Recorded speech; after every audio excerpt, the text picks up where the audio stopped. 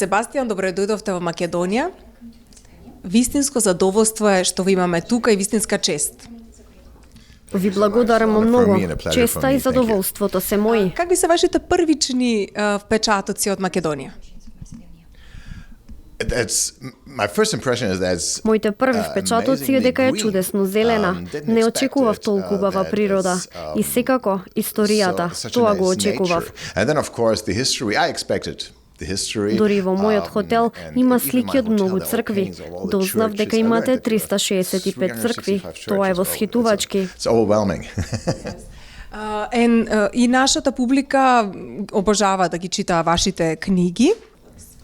Буквално се ремек дела вашите дела. Како ги креирате карактерите? The main question that I'm asking myself is what is the goal се прашувам која е целта на ликот, односно на човекот за кој што пишувам, и секогаш постојат две цели. Првата е секако да се реши случајот или да се пронајде детето што е исчезнато или да се ослободи од некој убиец, а секако втората цел е она внатрешно патување и внатрешната борба, психолошка борба што ја води сам со себе тој лик. The insight of the inner journey. So what he wants to get rid of psychologically. These are the questions I have to ask first. Што мислите, зошто читателите сакаат да читаат сурови и страшни работи? Well, I think death is the only thing that we all have in common, and Она што сметам е дека смртта всушност е работа која што ни е заедничка на сите и ние постојано се обидуваме да ја избегнеме, но во некој момент ние мора да се справиме со смртта и преферираме тоа да го направиме на безбеден начин, по можност по фикција, и да го правиме тоа најчесто дома, удобно навалени на кауч, читајќи книга. And have the thrill at home and not in real life. Во вашите книги третирате различни болести, состојби. Колку всушност истражувате кога ги пишувате вашите книги? Well, my very first book, Therapy, I didn't have to do, unfortunately, much research because I had a good friend. Прва книга за терапија, за жал не морав да истражувам, затоа што имав еден мој добар пријател кој што страдаше од известна психолошка болест и за жал почина. И јас всушност пишував за таа травма што ја доживеав со нева. Но во мојот потесен круг навистина има многу експерти со кои што зборувам со нив, сакам да истражувам, ме привлекува истражувањето.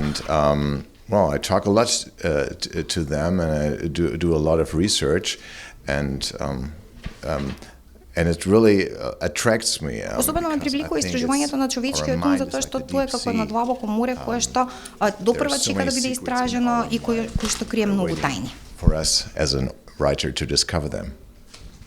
Во вашите почетоци 13 пати бевте одбиени од уредниците пред да издадете ваша книга во 2006. Зошто не се откажавте? Што ве поттикна да не се откажувате? Well, to be a writer, you have to be insane. It's not only that you make people up and you talk with him and you write about them. Па за да се биде писател, навистина сметам дека човек треба да е луд, затоа што кога писателите пишуваат, тие всушност прават нешто за што не знаат дали на крај ќе биде прочитано од некого, дали ќе биде видено од некого. И всушност ние го трошиме времето како коцкари во казино, со тоа што тие трошат пари, ние инвестираме време и после толку поминато време во пишувањето, всушност доаѓаме до точка кога велиме дека мора да ни биде објавена барем една книга, дека барем таа една книга луѓето треба да ја видат, и тоа е всушност една страст која што не сопира и на која што сме навистина навлечени. Yeah, it's like an insanity. You can't give up, like addiction. Thank you very much and welcome again, Macedonia. Thank you so much. I am so glad to be here. Благодарам уште еднаш, навистина ми е драго што сум тука.